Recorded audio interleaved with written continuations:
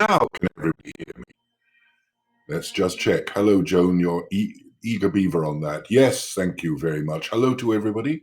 I'm a little bit late coming on, but welcome from an incredibly sunny and beautiful east end of Pittsburgh, where the temperatures are positively balmy. It's a late summer day rather than a mid-fall day, but anyway, there is no logic to this weather whatsoever. Hello, James. Margie from Brookline. I'm assuming it's still the same warm and sunny where you're in your part of Pittsburgh. And Shelley in Mount Lebanon. Hello, David. David from the original Stratford.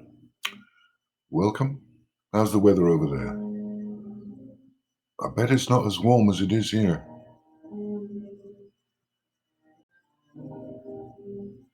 Now, we will be having a guest today, as we all know. If anybody's interested, the music is Yo-Yo Ma playing a Bach cello suite, because for no other reason than I love it. And I think that's a perfectly adequate reason to play Bach.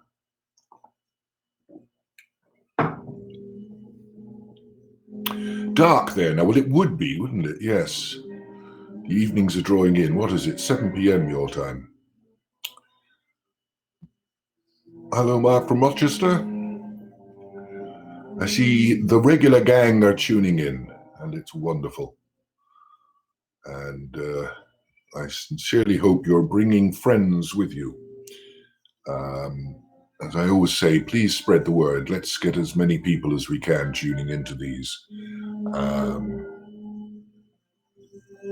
We're really encouraged by the number of people who do tune in, not just from Pittsburgh and Pennsylvania. Pennsylvania's on everybody's minds at the moment, but also from across America and around the world. It's wonderful that we have this kind of viewership, and the more you spread the word, the better it becomes. And it's only happening because you've been spreading the word, so thank you for that.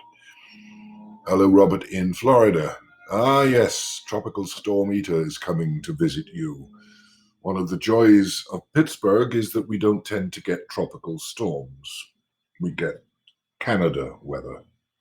I blame Canada for most weather. But then again, we're right next to it. Hello, James. Glad you made it. Wouldn't be the same without you.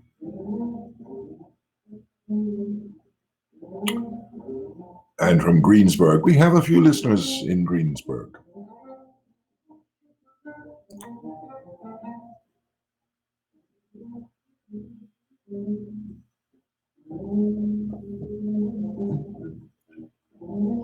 Grab the coffee while I still can.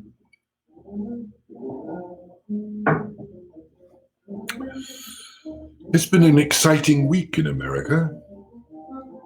For those of you living in foreign parts, we've had a bit of excitement going on. I love it. I think the extended election count is terribly exciting, but I come from a country where it can take a week to 2 weeks before you get an election result, because we have a sophisticated method of electing people, where everybody's vote actually does count. It's just the counting of them that seems to take forever. Hello, Grace. Well, you see, yes, Grace, it should be cold here as well, but it's not. In fact, I think we're at, what would it be in real money? It would be about 21 degrees here at the moment, and it should be about 5. So that's in Celsius, for those of you who live in the world of Fahrenheit as we do here. So we're stealing a bit of extra summer, is the way I like to look at it. The reason I lean forward is I'm trying to read the chat line, and I'm old, and the eyes aren't what they used to be. You get to the age when your arms are too short to read by, so then you wear glasses, and then you have to get close so that the glasses focus. It's a very complex world when you get beyond a certain age. Edward, hello. and Andrea.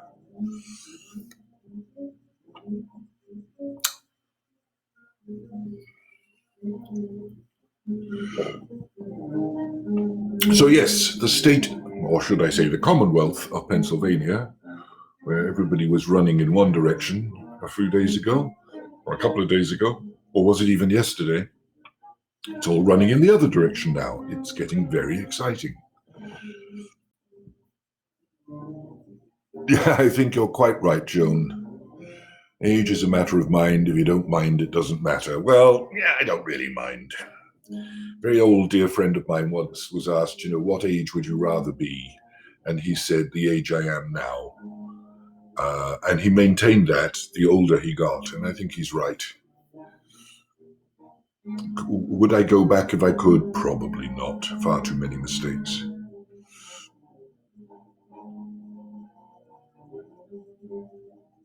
Oh, Christine, how nice of you to say that.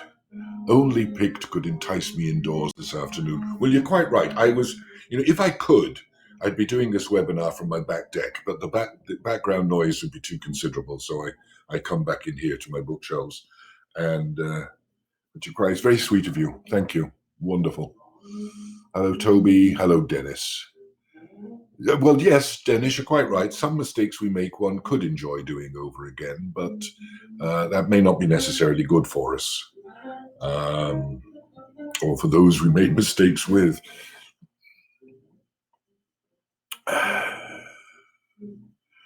Yes, Barry and Mary Lou, I won't make any political comments. I will remain neutral for the purpose of this webinar, but I couldn't agree with you more. And if I have any viewers of a different political persuasion, you have all my sympathy. Let us hope that the best man wins, whoever that may be.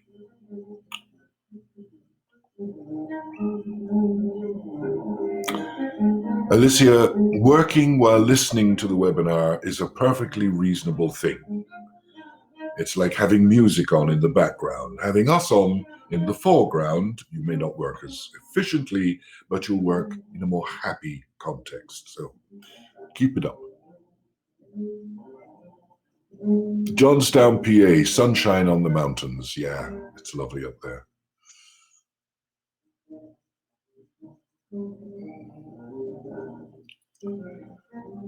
Yes, everybody's all over this, but I don't think there's any rain right across the central belt of the United States at the moment, which is very odd for this time of year. But let's keep it going for as long as it can. It's been a beautiful fall. The colors this year are amazing. It's just glorious.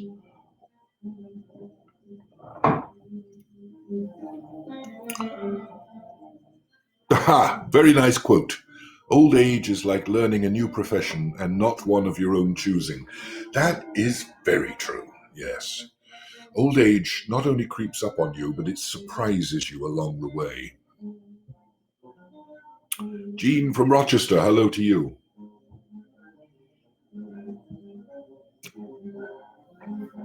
How are we doing? Oh, well, it's nearly 5 past, and I think we better make a start. There'll be a few more latecomers, but what can you do about it? Everybody has their reasons for being late, I never mind. So welcome to today. It's time to turn down Bach and Yo-Yo Ma and get on with this week's webinar, which is on the craft of the critic. I chose this topic for this week because I think it's something that, in terms of all theatre, we need to talk about. It's something that should be expressed because everybody has their own opinions about critics and criticism and critiques, and I want to cover all of that. And the critic has been part of the theatrical landscape for almost as long as there has been theatre. So having a talk with a professional critic, I think, was a topic well overdue. First of all, I want to thank W. Patrick Brady, who is sponsoring this week's webinar. Thank you so much. We're really grateful, and we're always grateful to anyone who wants to sponsor, and always feel free. If you want to find out about sponsoring one of these webinars, just send us an email. We'll get back to you with the details. So anyway, the subject of criticism, the critic. So I want to introduce my guest for this week, and I'm really thrilled that she was willing and delighted to come and join us, and that is the remarkable Sharon Everson. Sharon, are you there? There you are. Your microphone's off, so we need to get your microphone on. Can you find your microphone? Try the reconnect and see if that works.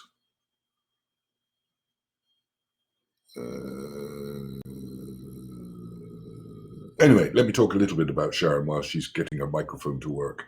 I personally find it incredibly hard to believe that Sharon has spent 40 years as a journalist. Are you there? I'm here. Can you? Oh, hooray. Yeah. Yes, I can hear you.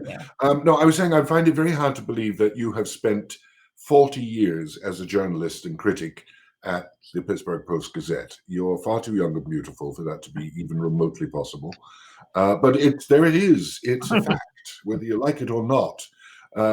When we do the count, it's 40. So no getting away from that. And you, like me, became a Pittsburgher by choice and circumstance rather than accident of birth. You came here from New York. You're a native New Yorker. I am. I'm from Flatbush, and home of Barbra Streisand and Neil Diamond. One of my middle school teachers was Mr. Streisand, her cousin. Really? And I was 22. I'd been working as a sports journalist, mostly in magazines, for a year, freelancing, when I became the first full-time sports writer for a Pittsburgh newspaper in 1980. So do the math. I was 22 then in 1980. And that's what brought me here. And I had always been a fan of theater. I had studied some stage design because I was an art minor in school. Where I studied English literature and journalism. I had a lot of different majors. And I had New York at my fingertips. I was a messenger in the jewelry district in New York on 47th Street. And one of the things that was really nice about being a writer for a school newspaper, for a college newspaper, is theaters treated us like any other critics or any other writers. And one of my first celebrity interviews was with the great Raul Julia backstage at Dracula when he had taken over for Frank Langella. And I never lost my love for theater. I don't know if any of you know that production, the design done by Edward Gorey. It was an amazing production. And I got to go on stage and got a tour of what that was like from Raul Julia, who it was just an amazing experience. And you'll notice I talk like a fan. And one of the things that I always want to bring out, people hear the word critic and they're like, this is someone who likes to write negative things. Not true at all. I was really thrilled to see Ben Brantley in his exit interview. He's a 24-year critic for the New York Times who is left as of October 15th. He has been replaced yet. He was the main critic for the New York Times, and he described himself as a fanboy. And I so connect to that as also a pop culture person who thinks all of culture is low, it's high, it's medium, it's all of us. And I think every critic who is worth their salt goes into every show wanting it to be the best it can be, the best experience for that company, that venue. If you don't go in wanting things to be the best they can be, then you shouldn't be in this job. Let me come into that, because It's not many people know this, but I too was a critic once, Mhm. but not for theatre. Mhm. I wouldn't presume. I was a food critic. I reviewed restaurants for, Mhm. I think it was about 7 years for the Irish Independent newspaper. And I'm intrigued by, I'll come to that point in a second. Let me just jump back one point. Sure. Back in 1980, even then, in the relatively modern days, it would have been, it would seem, forgive me if and I'm not being sexist about this, surprising that a woman would be a sports Mhm. writer and critic. Um, what drew you to that initially, apart from probably your love of sport? Yeah. Especially here in Pittsburgh.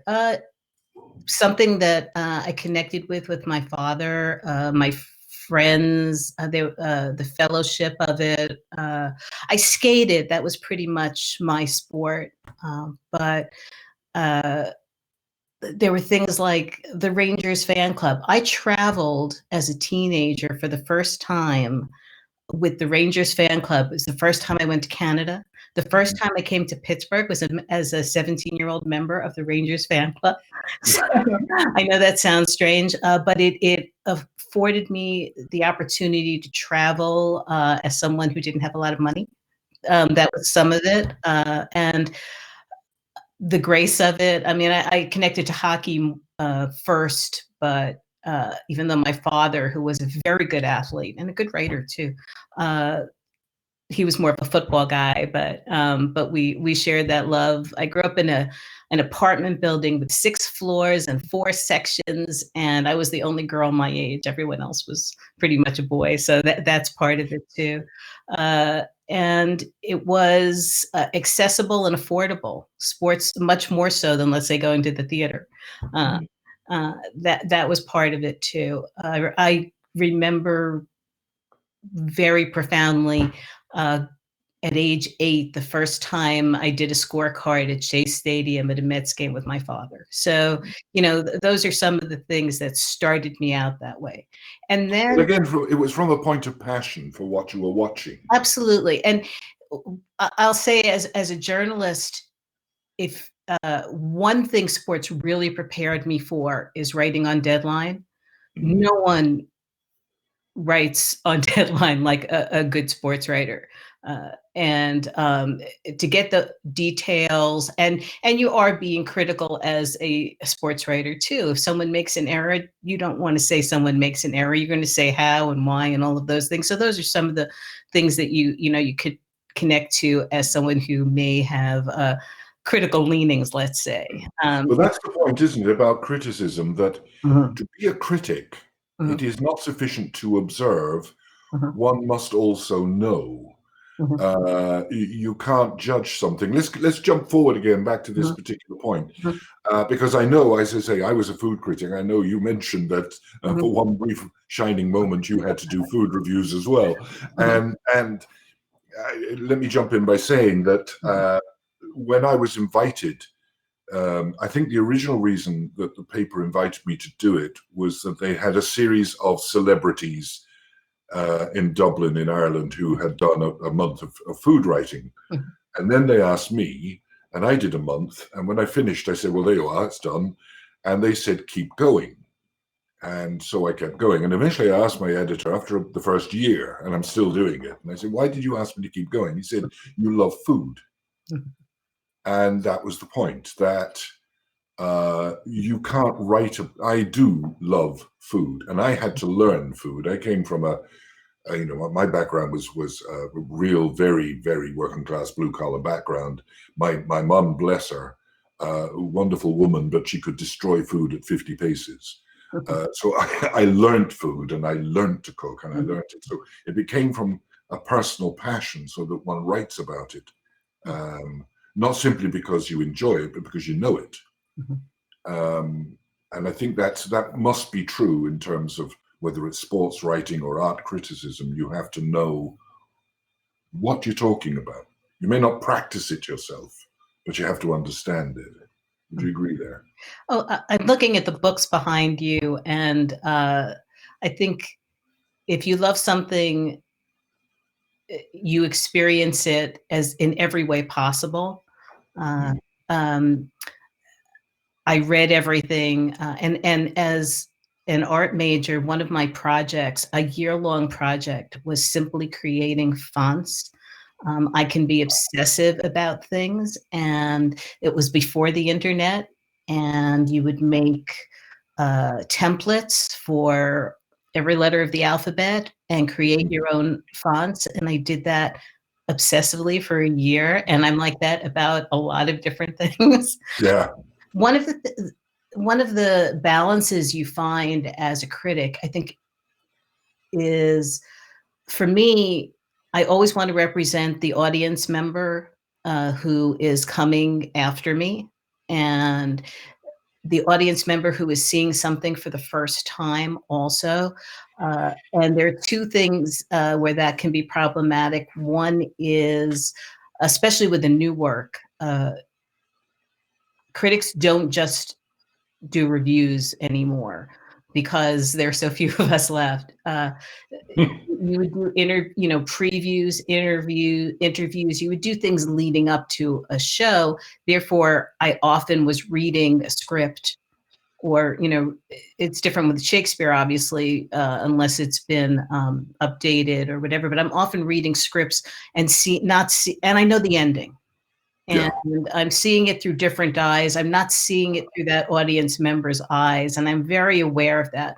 If I've seen Annie a million times, I have to remember that there's someone else. Or if I've seen Midsummer Night's Dream a million different ways, with a completely white box or a version of that or an elaborate set, I have to be aware that there's someone sitting next to me or someone coming after me who may never have seen it before. And those are things that are really important, and yet finding that balance I find difficult sometimes. It is difficult, isn't it? Because when you've been doing something for a long time, or when you've experienced something over a long time, it is terribly hard to become objective.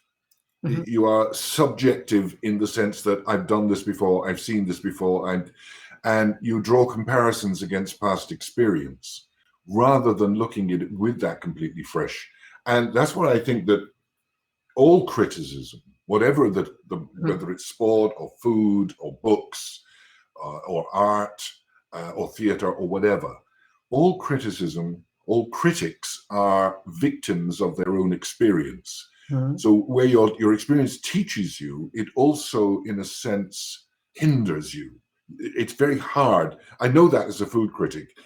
How many times can you eat a steak and decide this is beautifully cooked and this isn't, or a particular sauce, or it's incredibly difficult to be completely objective, to have, I'll use the food image, to have a fresh palate. Terribly difficult. You mentioned Midsummer Night's Dream, which we did recently, and you mentioned seeing it in a white box. I saw that one as well, the famous Peter Brook production. And having seen that production as an actor and a director, I saw that when I was young, and it is still in my mind. King Lear, I've done that play, I played that twice, I've directed it twice, but I saw the Peter Brook production with Paul Schofield back in the 60s, and I can almost still remember it. It impinges on the brain, that impression of something that I suppose in a way shapes your opinion.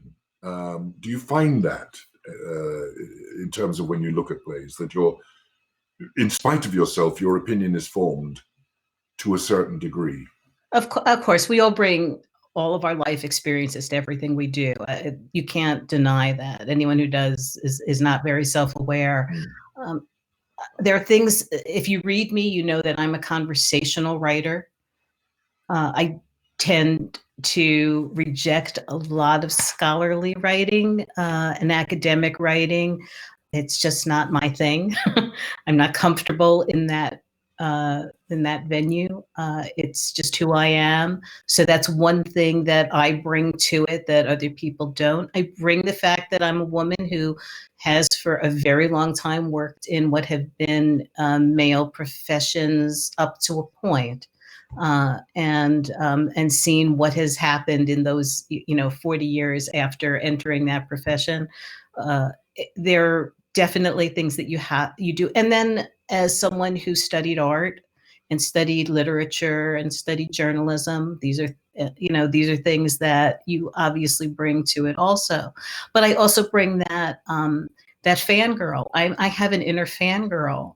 Anyone who knows me knows I have a thing for Hugh Jackman. Okay, that's the way it is, and who doesn't, right?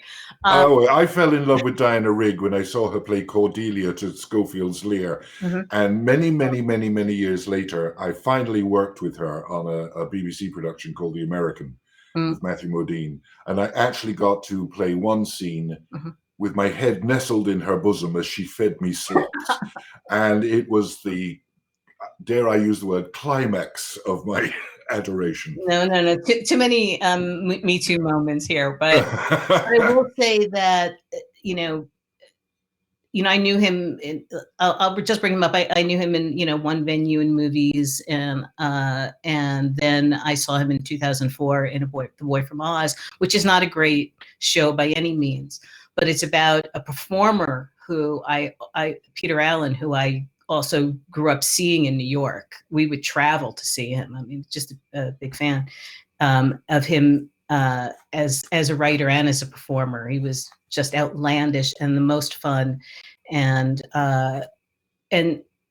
so it was the role he played and the larger than life way he played it and the respect he had for the material that just, it blew me away. He was someone I thought was one thing and he became another on stage. And that to me is a true weight of an actor, showing what they can do. And has continued to do that in things that I've seen him in. So I bring that to, how do you measure your enjoyment of something? But you also enter, but that I'm talking Broadway. I go into every different company in Pittsburgh knowing something about that company. I know what your budgets are. I know what constraints you might have. I know who some of our great costume designers are. Hi, Joan. I know, certain things, who the sound designers are and the lighting designers are, and what they're capable of. You go into venues. One thing about the theater is, you make your home wherever you are. And you certainly know that. We have Quantum that, every production is going to come with certain constraints because of the venue. We have, again, budgetary, the way people can overcome certain budget issues. There's just so many things you bring. And I would never review a traveling Broadway show the way I would, let's say, a Pittsburgh musical theater show, even though they have Broadway talent in it. They're also bringing their students into a show, so, you have to, yeah. So can I jump in on you there? Yeah, sure. There's one question on the chat which actually ties into this particular point. Karen, they're saying, when you see something new, how do you mentally organize what is the play versus the performance? I come back to, because I'll always come back to some classic illusion if I possibly can. And this is W.B. Yeats. How do you tell the dancer from the dance? As a critic, and with everything that you've just said, which is I would agree with 100%, that you must judge what you are looking at in its own right. But as a critic, do you find it difficult to, or not, to separate the production from the performers, or are they, or the play itself from the performers or from the interpretation? I think there's so many elements that you have to look for. And I'll say that one of the hardest things is the actor's interpretation from the direction. That's a really hard thing. Yeah. I often will say that, especially if something goes awry or that I believe something has gone awry or something could go better. I will just say it might have been better if, or something was very distracting, but I might not attribute it to the actor or the director because I'm not sure which it was. And that's a really hard thing. Do you find that when you're you're directing someone and then you see it play out and then you read what somebody says, do you mentally say, well, if he'd followed my direction?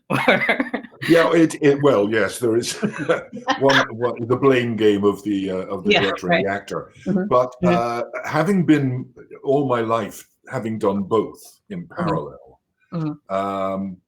my own gut feeling is I've worked with some brilliant directors as an actor. And I find the cleverer the director, the less they tend to say. The better the director, the more inspired they are with the idea that they're giving you. And yet, as a director, I know that there are actors and many very fine actors who will say to me, "Tell me what you want. Tell me what you expect. Tell me how to do this." So, in a sense, that is a negotiation between actor and director. And I always say one of the hardest things for a director is the simple fact that theater is the most eclectic art form. You've got to take maybe a dozen actors and a designer and sound and lights and stage management and everything else who all have their own opinions, and you've got to bring them together under one collective umbrella of this is the interpretation we're doing. And if you can't negotiate that, if you have to dictate that, you're not a good director. You should be able to negotiate it. And if you negotiate it well, I've always believed, and I'm sad to say this, but if a director does their job really well, nobody should notice. What they should notice is the performance. Because the actor is the center, heart, and soul of any piece of theater. I think I'm much more aware of the director when I leave thinking something overall has really worked.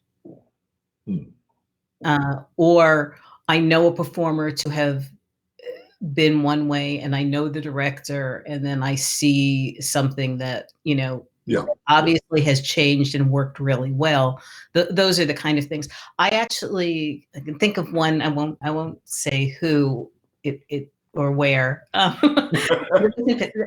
went back after writing a review of something that I thought had not gone well and saw a major change. I don't think that it was necessarily ready for the press night. There was something that happened with a very specific performance.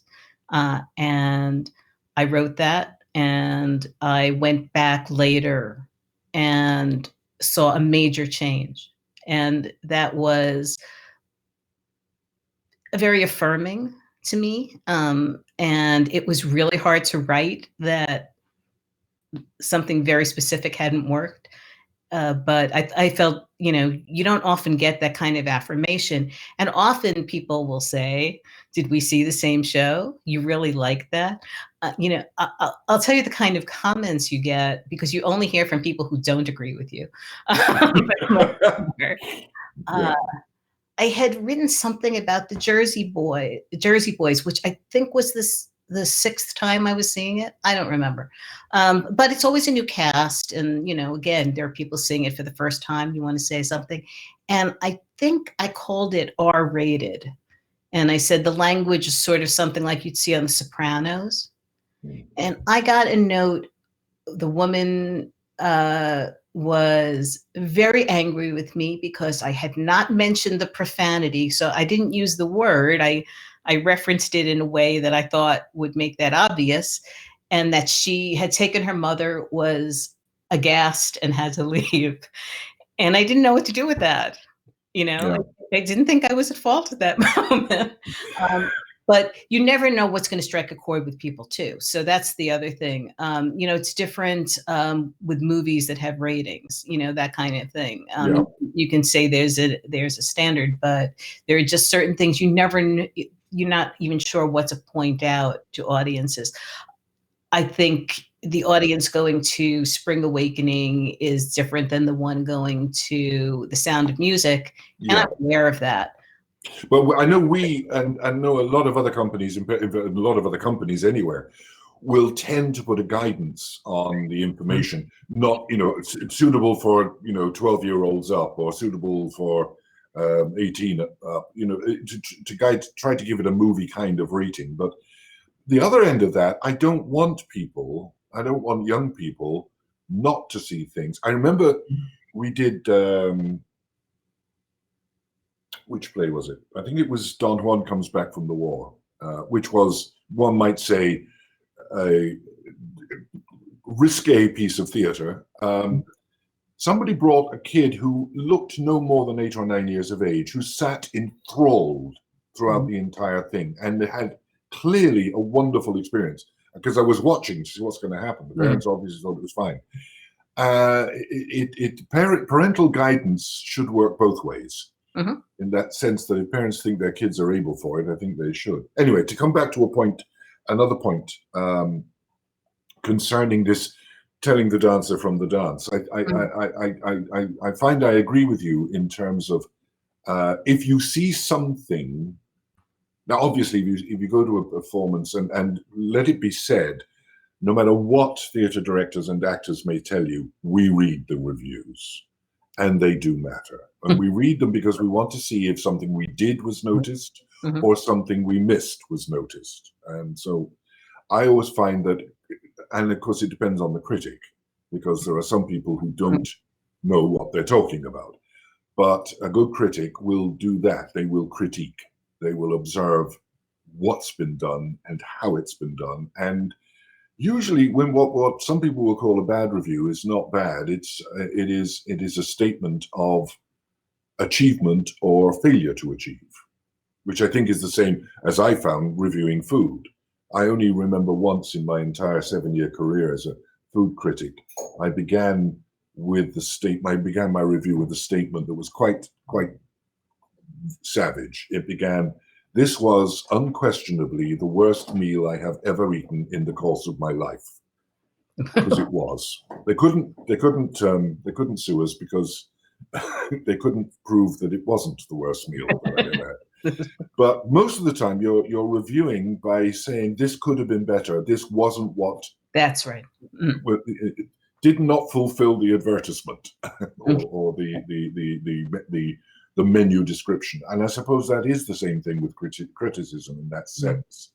I do look around me when I'm feeling something to see if I think other people are having the same reaction. And if they're not, I really take that into account about how I write about it. I don't think that criticism is always necessarily good or bad, although you want to let people know that if they're going to spend their money on a ticket, what you think of it a bit. But I think there are ways you can advocate for it. You can talk about James Fitzgerald and what you know of his acting, and this is a performance. If you know James, you should go see him in this role because it was just made for him, or something like that. I think you should definitely know your audience. That's part of it too. It's not just I'm writing for a Pittsburgh audience, unless. Even if it's a national tour, I'm still writing for a Pittsburgh audience. I'm looking for that local connection in the cast and watching what they do. I might zero in on something that I think might be of interest to Pittsburghers. When I go to New York and I see a show or see a play, I'm thinking, how will this play in Pittsburgh? Because I know that we have new play theaters. We'll have tours that come through. There are things that a classic that's being remade? Is this something that you or Pittsburgh CLO might be doing next? Those are things that always go through my mind, and I think that that's a cultural critic. I love that term. I had never really thought about it before, but there's a wonderful critic, Soraya Nadia McDonald. She's an award-winning critic for The Undefeated. It's a website. If you don't know Soraya, look her up. She obviously is writing from a very interesting perspective. She's Black and Jewish, which I didn't know she was Jewish until she recently wrote something about that. But you talk about someone who brings certain experiences to things, and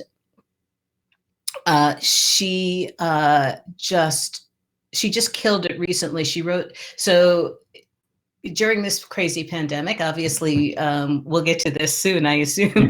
Yeah. People are doing things very differently. And What the Constitution Means to Me, which is an autobiographical play by Heidi Schreck that I hope you all get to see, because it's been on, I'm going to say Amazon, and I'll get that wrong, but it's on one of those, yeah. One of those, yeah.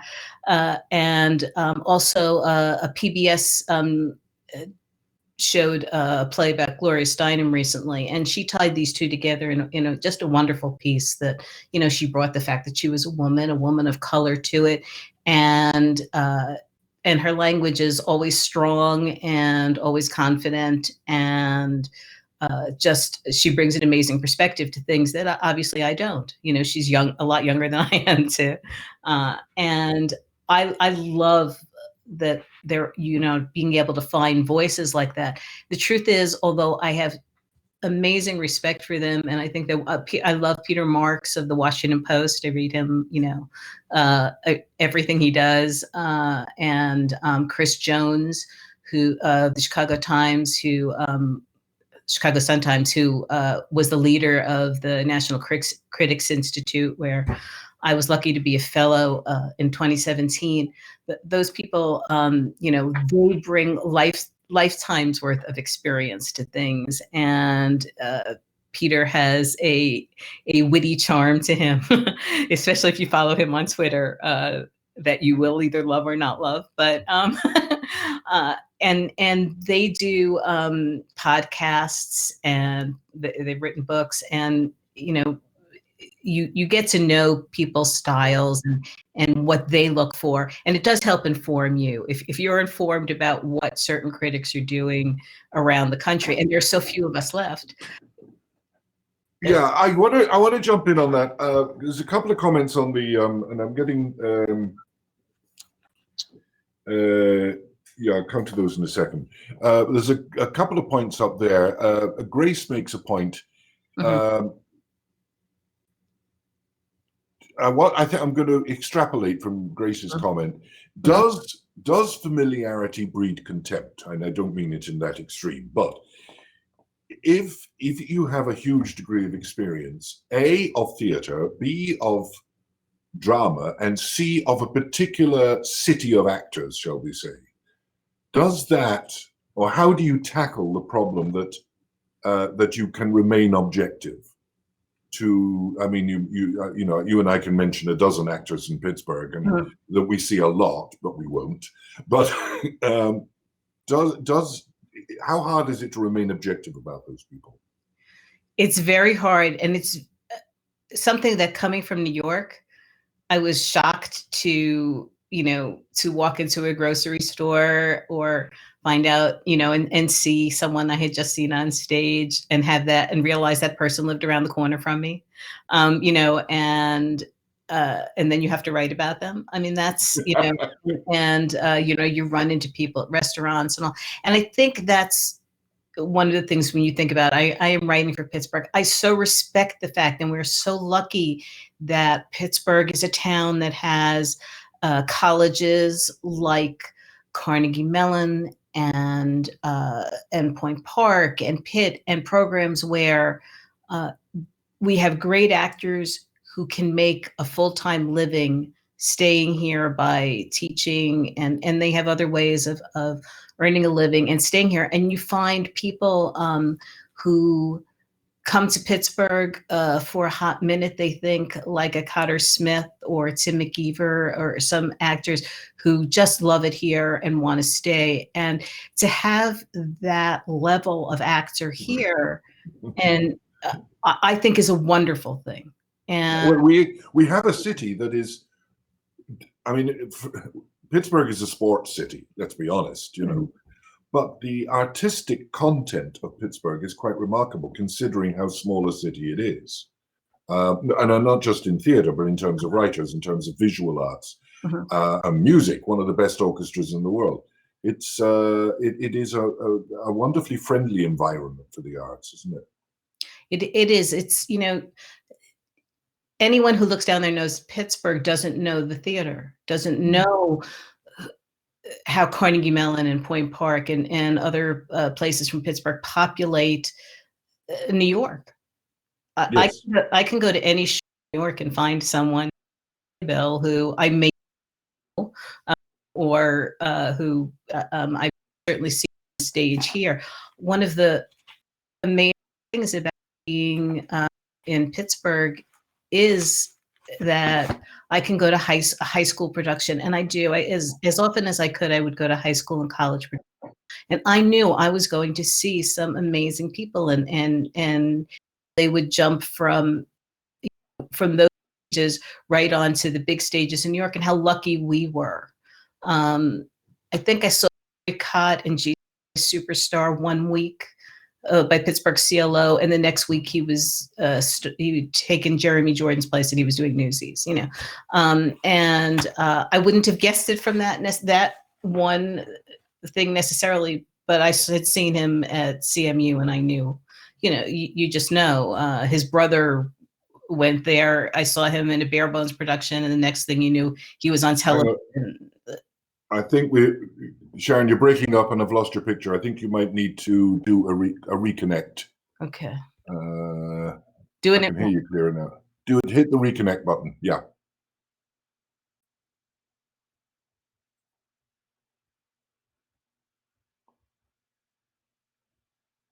This sometimes happens.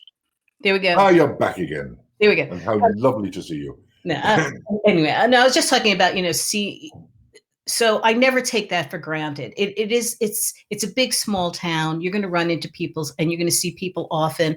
And I'm so glad that they have the work that we get to see them often. I don't take that for granted. I do. I'll bring up David, and I don't think he'd mind, David Whalen, who's, you know, been on every stage in our region, I think, from here to Cincinnati, Baltimore. And he's a leading man kind of guy. And I love to see him play a villainous role, because too often, you know, you may get boxed into something. So, you know, to see how he finally see how he handled certain kinds of roles. That's always fun to see people try something different and have success with it. But I never take for granted that I might see someone a lot, because I'm so glad that Pittsburgh offers them the chance that, and I will say about Picked, and I saw this recently in American Theater Magazine talking about the future of theater, that repertory and a company that plans a season around a group of actors staying in place is going to once again perhaps be the big thing. As we look to the future, as we look to finances, as we look to the fact that tourism may escape us for a very long time, those type of things. So different theaters with certain repertory companies, I think, will be one way we can look ahead and progress to whatever this next phase is going to be. And certainly you have done that. As you know, that was when I took over the company, was my basic personal brief, was I was going to build a company of actors, which I've always believed to be the way theatre should work. Not Broadway, not West End of London, not any of that. But in terms of local, of regional theatre, this notion that you build a company of actors who work together. which is not a new idea. It goes back sort of 2,000 years. Shakespeare tended to work with the same group of actors for his entire creative period. One of the advantages, I suppose, in terms of critique, is that when you do see a group working together, rather than just specific or individual actors, seeing the way the group develops must be a point of fascination. Yes, yeah, and how you play off of each other. It's funny. We don't want to get political here, but one of the great photos of the last few days was a picture that was obviously Waiting for Godot with Nevada, Yes. and they're looking up at Nevada. And of course, you know, immediately you and Martin Giles probably, you know, thought about that. So you get used to seeing certain people maybe work together in certain ways, or, you know, that's how it is in, that's regional theater. You know, you go to the New Play Festival at Shepherdstown, West Virginia, the American Contemporary Festival. That's a repertory company. I don't think there's a single actor who comes there who's in one, you know, one festival play, and seeing how they play off of each other in different roles. I think that's great. And also, as a critic, I see everything. I went, and I'm sure you're like this too, I went from being out 3 to 5 nights a week, a lot. Yeah. You know, whereas, you know, you're talking about me as a critic, but I know that the people around me, this might be the one thing they saw that month, or they just subscribed to this, you know, this one company. Those are things you really have to keep in mind. Yeah, you just answered 2 of those questions I had on my notepad. So glad to anticipate. I think I want to move on to, I mean, there are a lot of things we could talk about. Like, you know, favorite reviews that you've written or favorite reviews that you've read. And every actor has their own. I remember that actors forget bad reviews and forget most reviews, but actors always remember the good ones. And I remember once being said about me when we did a production at the Gate. It was The Mask of Moriarty, which I eventually directed here with the said David Whalen and Marty Giles. But I played it at the Gate with Tom Baker, who was the great Doctor Who, and the critic wrote in the review, Alan Stanford played Dr. Watson just intelligent enough to realize how stupid he really was. Now, to my mind, that is brilliant criticism, because it could have been a criticism of my acting, or it could have been a great review of my performance, and I've never quite worked out which it was. Getting away with it, I guess. I don't know. Do you get a delight in coming up with the line? I remember ones that I wanted to take back more than anything else. I will say that the way life has changed is I had the great honor, and I do feel honor is the wrong word, the privilege. I feel that a lot of what I do is a privilege because I'm a Pittsburgh writer. When Pittsburgh CLO produced An American in Paris on Broadway, I got to go not to press night, but the night before, which is basically a friends and family performance. And I did the red carpet the next day, but I saw this amazing performance. I saw them rehearse for it. I was backstage, and it was Robert Fairchild, the great New York Ballet principal dancer, his first time doing a Broadway show. He'd never sung before in public. But he performed like a ballet dancer does, with his face in ways that most performers don't. You knew every emotion. And that's the show for it. And I think I wrote something like, he looked at a woman the way he looked at the actress, I'm sorry, I don't remember her name, who played Lise, the way every woman wants a man to look at her. And I think I would wish I had written, he looked at her the way every lover wants their lovers to look at them, something like that. Yeah, because yeah, because in today that's how you should, and it's how it always maybe should have been written. But there's certain ways that I phrase things that I wish I had phrased differently because of the times. And I don't. The last thing you want is to look back at what you wrote and have it look really dated. And so there are certain yeah. phrases and things like that I don't know why that one sticks in my mind. It still does. Yeah. But, Let's move on. We've got about 10 minutes left. Let's move on to the vexed question of the world has changed in ways we could never have imagined, and particularly for live theatre. COVID has meant we can't. I mean, I use the phrase often now. The whole point of theatre is to take a large number of people, put them into a very confined space, and tell stories. And where we can still tell stories, we cannot take large numbers of people and put them into a confined space. So obviously, we are blessed with the fact that we live in the age of the internet. But as a critic, as a professional observer of theatre, how do you think we're going to shape up using the methodology of the internet? one of the reasons I know most of you know that I left the Post-Gazette was theater is in the process of reinventing itself, and I think critics have to reinvent themselves too, and reassess what we're looking at, what's important, what details are important. And there are certain things that will never go out of style. A good performance is a good performance. Yeah.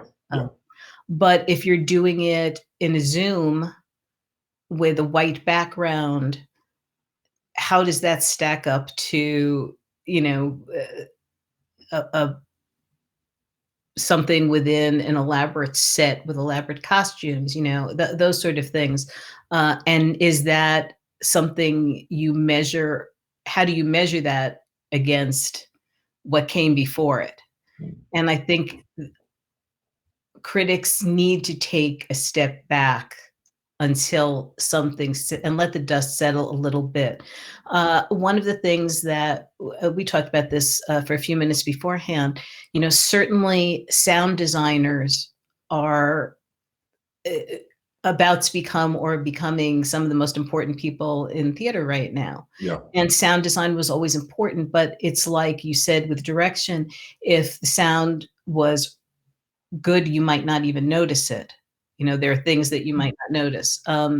Technical directors, projections, which were becoming a major part of theater anyway, are, now those people are certainly very much in demand, and how they're used, the creativity it takes to, put things in a box, as we talked about before. And I think that I was surprised to see, let's say, how many critics ran up to the Berkshires. There's stuff going on, behind the scenes with Actors Equity and SAG-AFTRA and the unions, and who's allowed to act where live. There was an equity performance in the Berkshires where every major theater critic ran there and tried to write about it from the start like you would any play, and you just can't. I don't see that, and then they would get into the fact that, well, so and so they had to move a play that had been planned to be outdoors at the last minute. There were lots of things going on. I think that there's a reckoning, and the reckoning is how much you charged for tickets before the pandemic. Will, even if theater comes back live, there are all kinds of things that will be in the mix. I will say that in late January, I was in New York at Broadway Con, about 5,000. It's like a Comic-Con, a gathering of 5,000 people. But when you say you're going to do something or ask if somebody and then they say yes, and it's like, oh my God. So I had proposed a panel on the future of arts journalism, and at that time, mostly because newspapers are disappearing, old media is gone, and how do we as critics and journalists respond to the world in new media? And it had nothing to do with the pandemic at the time. One of the things that someone brought up was we think there were only 12 full-time, including me at the time, full-time critics in anything that was even remotely like a newspaper in the country. Wow. And so criticism has, gone online anyway. And it's also a world where everybody is a critic, where Yelp is the new food critic, that kind of thing. And people looks at things like that. So criticism needs to be reinvented anyway. But it does. But it would you agree that we, the theatre, need to find a reinvention of ourselves? Right. And this is going to go on. It's not going to be 1 year. It's going to be 4 or 5 years before. Oh, for sure. Before you can do your job, we really need to redefine how we do our job. Not only that, I think everybody always looked to New York, Chicago, or but they're going to have to look to the regions. I think who's going to survive? What small theaters will play small ball, to use an expression, and figure this out. Figure out how to survive. Art will always survive in some form. How it's viewed, how it's expressed, how we share it.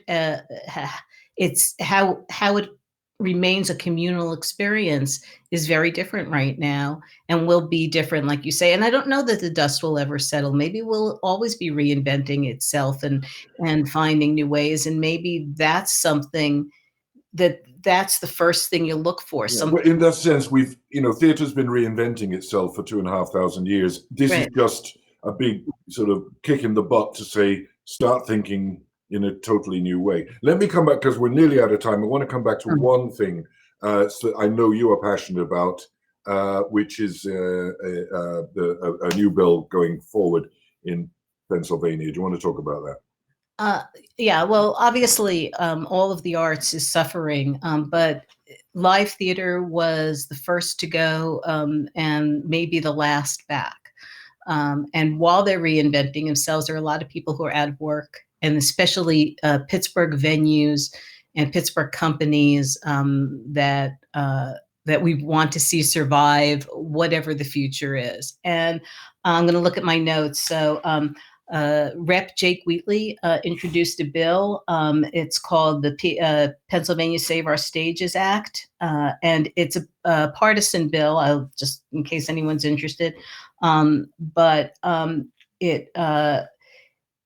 it's to a program that is a grant program through the Department of Community and Economic Development, and it's something that, like the federal bill, looks towards at least the next 6 months. The federal program is a bipartisan bill called the Restart Act, and it's all about survival.